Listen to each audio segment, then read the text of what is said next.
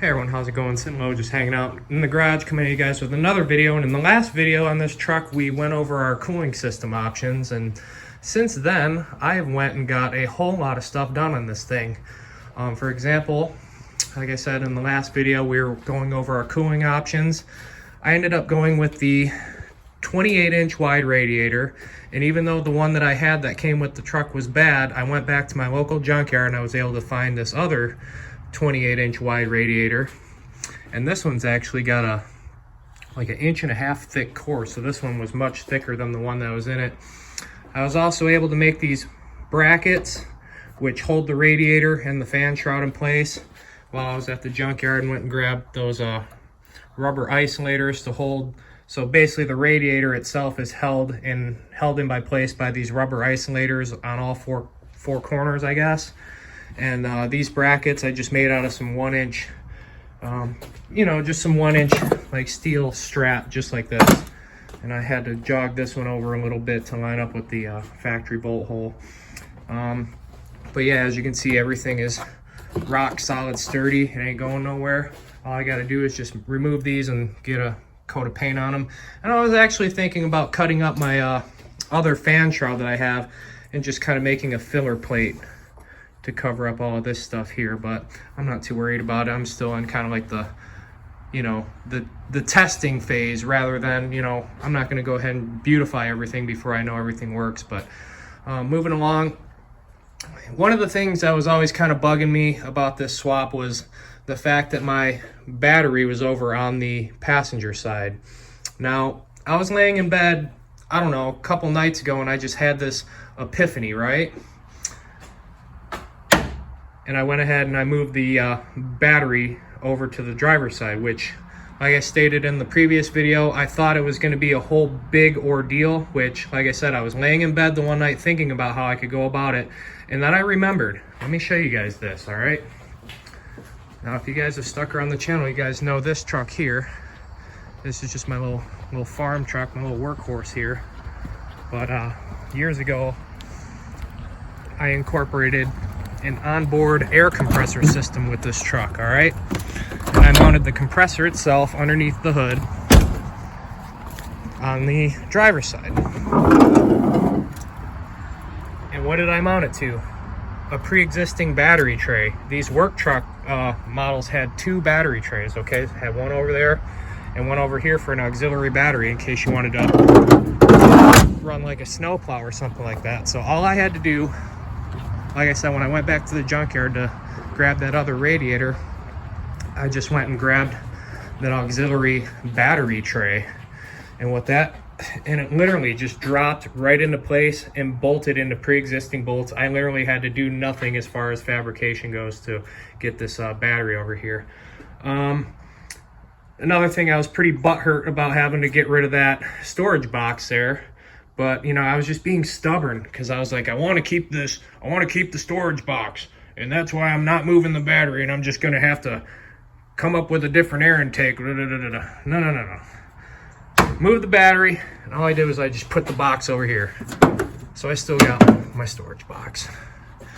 Anyway, as far as the battery cables go, to relocate the battery over here, I also had to do literally nothing other than I had to dig out the NBS battery cable that came with the engine and trans when I got it. So I mounted this back up. This has the alternator lead to it, and all this leads to is pretty much just goes down to the starter, right? And the fuse box and the other stuff throughout the truck is ran off of, you can see how it got 2 battery cables piggybacked off each other. This first one feeds like the electrics in the truck, and this one more or less just feeds, the starter circuit. And this other wire here I just kind of left and taped off that, if I decided to add like a aftermarket amplifier or something down the road. You never know. I already got the lead for it, so I just left that there. But anyway, it's pretty much good to go. I got my, I don't know if I already mentioned this, but I got my trans cooler mounted to the front. This mounts to also pre-existing holes. I got this trans cooler out of that Suburban that I got the big radiator out of, and this one had the auxiliary trans cooler right in the front. and I grabbed a couple of sections. Well, these lines came with the transcooler, and I made a point to get these. That way what I did was, I don't know if you guys will be able to see underneath, but you can see where the hard lines were hydraulically crimped to sections of rubber line. So I made a point to cut these hoses at this rubber line, and that just gave me something. As you can see here, I got these, I just took some length of like 3/8 hard line, and I flared both ends of it. So I slipped one end into this end and one end into the hose that I ran back to the transmission. I just went and bought like 8 feet of transmission cooler line hose, and not cheap stuff. I actually paid like $4 a foot for that stuff. But anyway, I got 8 feet of that. I flared it. I don't know if you guys will be able to see, but I flared it pretty much to the pre-existing trans lines, ran it through the K-member there, and then tied it into this auxiliary trans cooler. I bypassed the radiator cooler just because, like I said, if you go back to that previous video and watch till the very end, you will see that I ended up discovering that the V6 radiator had a breached trans cooler, so that would have immediately cooked my trans. So anyway, I'm bypassing the trans cooler on the radiator and just going to this standalone radiator up front. That way I don't have to worry about fluids mixing and causing trouble down the road. So anyway, as you can see, the fitment and everything on this, nearly perfect. I mean, it is, I'm gonna go ahead and just say it's perfect. Runs great, nothing hits, nothing rubs or anything like that. I did also get my steam port and all that stuff taken care of as well.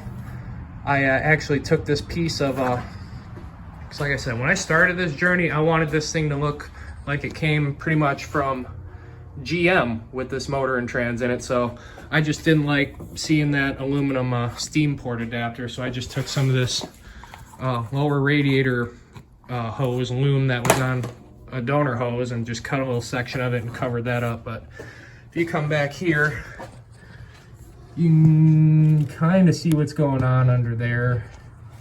I basically bought the ICT billet steam port adapter, and what you do is you basically just cut your radiator hose and slip it in there, and then you get a pipe fitting or whatever for the steam port, and run a 1/4 inch line to that, and then you're good to go as far as that goes. I guess maybe I can just peel this off real quick so you can see.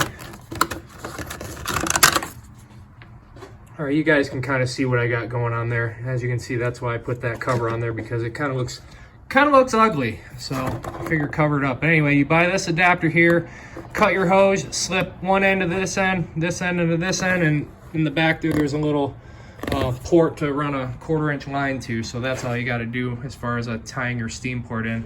Now, I suppose that I could have tied it in to the radiator right here at this port here, but like I said, I just wanted to make it kind of like universal, because let's say I go and try to find another radiator for this thing. If the radiator messes up, and let's say the next one I got doesn't have this port on it, I don't have nothing to worry about, because the steam port's right there where where it should be, I guess. I mean, like I said, there's a couple of things you can do with it. You can do what I did here. You can run it to the port in the radiator if your radiator in fact has a port, or you can actually drill and tap your water pump, install a fitting in your water pump, and just drop it right in there if you're going for a super clean, stealthy look. But anyway, yeah, everything works great. Got the cooling system all filled, and I believe I got it bled pretty good, because I ran the truck and heat cycled it a few times and let it burp. And when you fill the radiator, when you go and fill the cooling system in this truck, because I had to bop around and read this stuff, so I'm just kind of letting you guys know in case you guys are trying to follow my lead or whatnot. When you fill the cooling system in these trucks, okay, what you do is you disconnect this upper radiator hose right here, and then you hold the radiator hose up high, get yourself a funnel of sorts, and then you fill the cooling system from the upper radiator hose, okay? And you'll, hold it up high, right? So it doesn't create like a sink trap or whatever. But anyway, you fill it up through this hose, and then when your system is full, the fluid will literally start you know, coming out of the top radiator port, because it'll fill from the back, and as you're filling it up, the radiator level will also come up with it. So, you know, you fill it through the upper hose, and when it starts coming out this port here, you just reconnect this hose here, and then you start adding it from the water neck on the radiator, and you're good to go. And then you just kind of heat cycle it a few times, but everything's good to go, man. Check the trans fluid. Trans fluid is pretty good as far as the level goes. That's the one thing I'm still uncertain about this thing, is like, I do not know if this transmission works. And that's the one thing I'm kind of scared of, because when I got this thing running, it was I don't know, about around December. Yeah, December 13th is the day I got this thing. I started it for the first time. Granted, I did not have the cooling system hooked up. I didn't have anything hooked up. I just would start it, and I think I would let it run for maybe 20, 30 seconds tops. But anyway, little did I know that the transmission had virtually like no fluid in it. So I don't know if I ended up, through my own negligence and just not knowing any better, smoked the transmission, because I didn't discover that, you know, the trans fluid was so low until, you know, I actually tried to, you know, drive the thing. But anyway, I never honestly tried. I just more or less started it and tried to put it in gear, and discovered that, you know, the trans was moving the back wheels were moving very slowly. So that's when I started to check fluids, and that's when I realized that the transmission was about 8 quarts low on fluid. So anyway, don't make my mistake, you guys. When you get the engine installed, make sure you got fluid in your transmission. And it's kind of hard to tell how to get, you know, what your trans level is, because it says to check fluid level while hot, idling in park. So if you got a car that doesn't run, how are you going to check it while it's hot and run, you know, in park? So just so you know, when you pull the dipstick out with the car not running, you should see fluid like a little bit beyond the full mark. And when the truck is running, it'll like suck some back into it and drop the level down. So if you're working on your truck or whatever, what have you, and you pull the dipstick out and there is no fluid on that dipstick, you are low. So put fluid in it, and don't be like me and be a dummy. Because like I said, that alone, like I said, I'm not 100% sure. That alone, though, may have ended up smoking the transmission. So who knows? But as you can see, that's why I put this. That's why I put that cover over there, because it's just kind of ugly, you know. Like I said, I'm going for that factory look. But anyway, like I said, trans cooler mounted, trans lines ran, radiator mounted, fan shroud mounted, steam port check, all hooked up, good to go. Relocated the battery over to the driver's side here, which, like I said, I thought it was going to be a big ordeal. Turns out it really wasn't. On the 96 and newer, I don't know about the 95 and pre-95 trucks, but on this 96 here, it has this bracket that goes over this washer solvent reservoir, and literally the battery tray just kind of dropped right in. 2 bolts and you're good to go. And like I said, I still got my storage box. So like I said, man, I think it looks pretty good, other than the exception of I need to just loom that little bit of wire there and maybe run a power washer or two. And right now I just got the factory V6 air filter just kind of onto the end of the MAF sensor there. So what I still got to do is I got to remove that battery tray that was still over here on the driver's side. And I do plan on trying to incorporate the factory MBS air box for the ultimate in OEM appearance. But anyway, that's why I took the face off of this thing. I just wanted to show you guys what it looked like with the trans cooler mounted. Like I said, all I had to do is make one bracket to hold the thing sturdy. These brackets came with it and they went into pre-existing holes. And this bracket also goes into a pre-existing hole at the bottom, but I had to make that. So if you go to a junkyard, make sure you get the bracket that goes to the bottom too. Otherwise this thing will just be all flimsy in there, which that you do not want. So anyway, I mean, all things said and done, you know, technically the swap is done. All I have to, well, I guess it's not done. Oh, forgot to mention, took care of that power steering hose as well. Now, I didn't know where it was coming from initially, but I did a little bit of research and investigation and determined that it was coming from my low pressure return line. So I was able to just kind of cut that one, spin it around. Like I said, I flared the end and just kind of patched in a piece of high pressure rubber hose, and it seems to be good to go. So yeah, crisis averted there. I still got to do that rear brake line. But yeah, last thing that I need to get done in order for this thing to be 100% complete would be to get the exhaust done. But first and foremost, I just wanted to come at you guys and give you an update and pretty much show you where I was at along with the process here.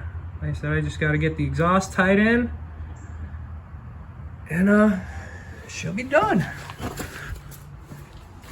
But what I want to do now is I want to get this thing off of the jack stands, because the reason it's been on jack stands for so long is because, you know, I had to put the drive shaft in, and then I was just taking my sweet ass time doing those transmission lines, because I initially wanted to hard line everything and make it look all sweet and whatnot. But, you know, sometimes you just got to say screw it and just do it, you know what I mean? And that was kind of my thought process with just getting everything done. I'm sorry I didn't like do the whole step-by-step process and, you know, show you guys every single time I turned a nut or a bolt on this thing, but, you know, I just wanted to get this thing done. So I just came out here a couple nights ago and I got in my zone and I just started knocking stuff out one after another. And now it's, like I said, all I got to do is put the grill back on and it'll pretty much be done, other than, like I said, the exhaust and painting these brackets. So anyway, I'm gonna go ahead and pull this thing. Well, I'm gonna put the grill back in it and cover up that steam port thing again, because like I said, I just don't like the looks of it. It looks so much better with just this, you know, you just put that little doodad over it and good to go. But yeah, I know it kind of looks like crap. You know, in hindsight, what I really should have done before I even put the engine and trans in this thing is I should have put like some degreaser like all over that firewall and everything. But I said, you know, you're going for that OEM look, you got a, you know, 170,000 mile motor, might as well go with some 170,000 mile grime under the hood to kind of match. You know, wouldn't want the patina to be, you know, inconsistent, you know what I mean? So anyway, I'm gonna go ahead and I'm gonna put the grill back on and get this thing off the jack stands. All right, so we got the grill and everything back on. Now all I gotta do is just get it off the jack stands.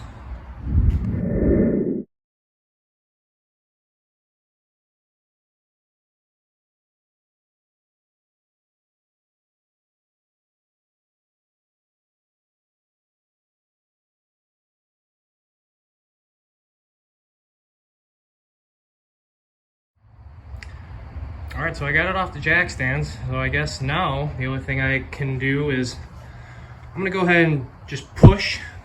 I'm gonna push the truck out of the garage, because as you can see, I only got a, you know, really narrow garage door. So if I start this thing and put it in gear and the brakes don't work and it decides to take off or do something crazy, I don't want to risk crashing into my garage or anything like that. There's still a lot of unknowns with this truck. I don't know if the trans works. I don't know if the brakes work.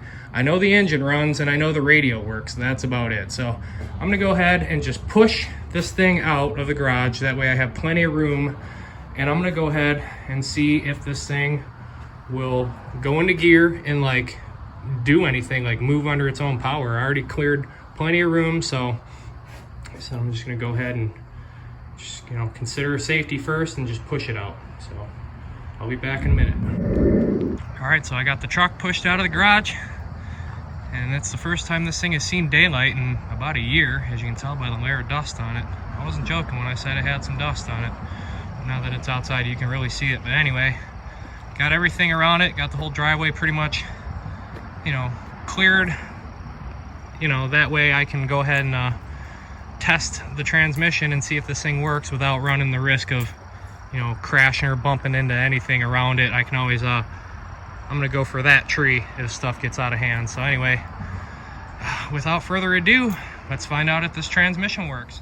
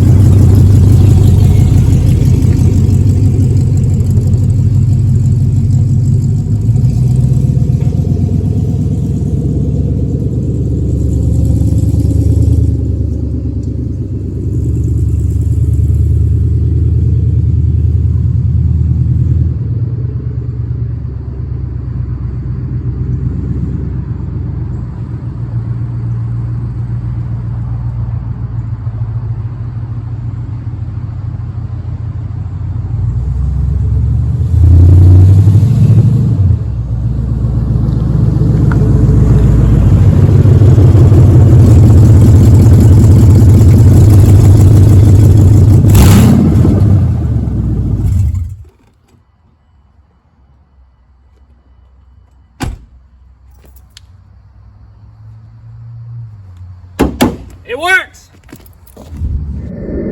Alright you guys, as you just saw, the thing actually moves under its own power, which I'm really happy about, because when I first started this thing, I didn't even know if the transmission worked.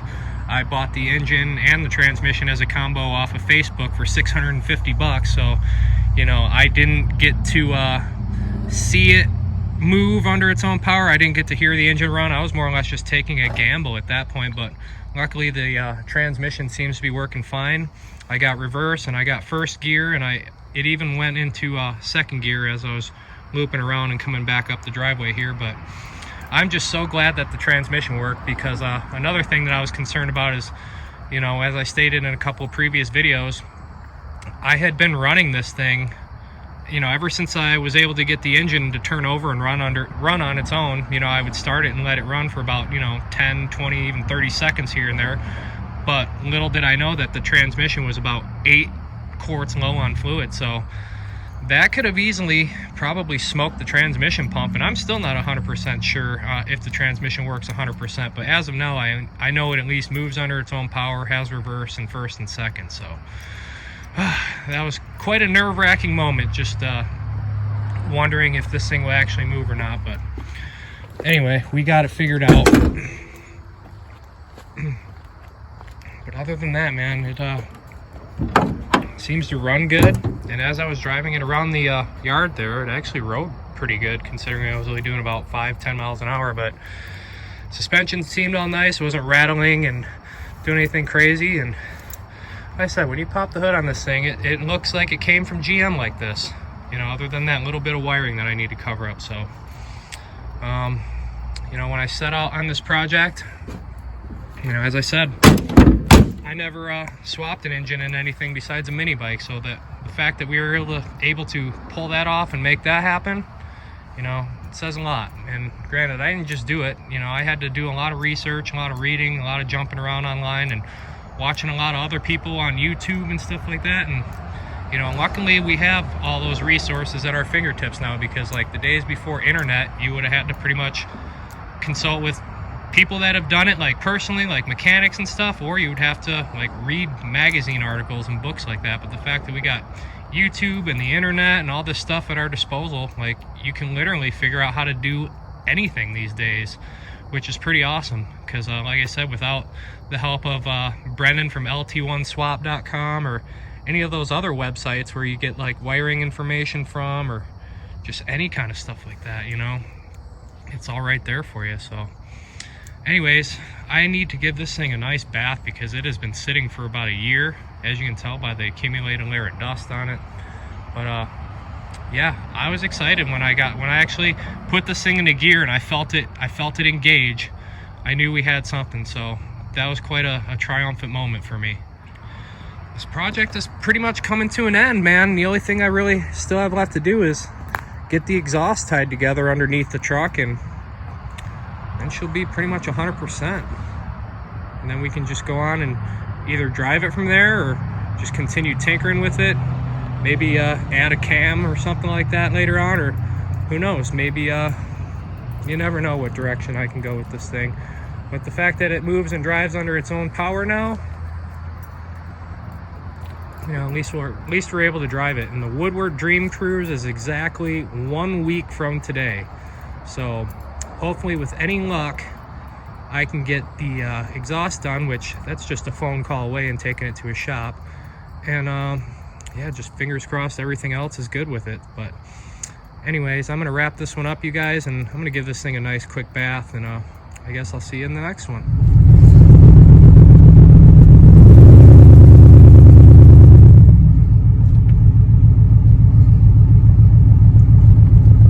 Nice. Goes through all the gears.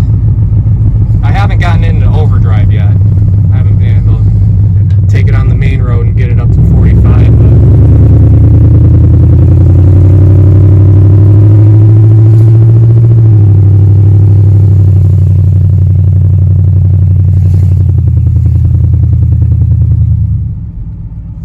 yeah, she rides good. Gauge is starting to go up. Everything works on this truck, man. Everything's working. Power steering's working. gauges are working. Tax reading a little off, but I think that's a tuning issue.